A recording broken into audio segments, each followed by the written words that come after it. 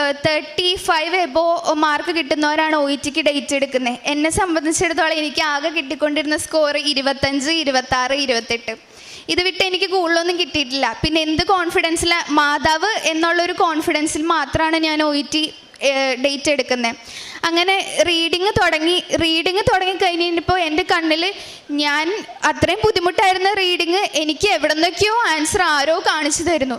Listening attempt ചെയ്തപ്പോൾ എൻ്റെ ചെവിട്ടിലിരുന്ന് ആരോ എനിക്ക് ആൻസർ പറഞ്ഞു തരുന്നു. റൈറ്റിംഗ് വന്നപ്പോഴത്തേനും അതൊരു വളരെ പാടുള്ള ക്വസ്റ്റ്യൻ ആയിരുന്നു. അപ്പം ഞാൻ റൈറ്റിംഗ് എഴുതി തുടങ്ങിയപ്പോഴത്തേനും ആരോ എൻ്റെ മനസ്സിലിരുന്ന് പറഞ്ഞു, നീ ക്വസ്റ്റ്യൻ ശരിക്കും വായിക്കെന്ന് പറഞ്ഞു.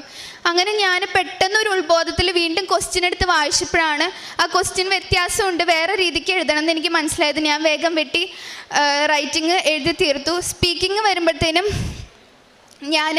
എനിക്ക് ഏറ്റവും കൂടുതൽ പേടിയുള്ള കാര്യം സ്പീക്കിംഗ് ആയിരുന്നു. ഞാൻ വായ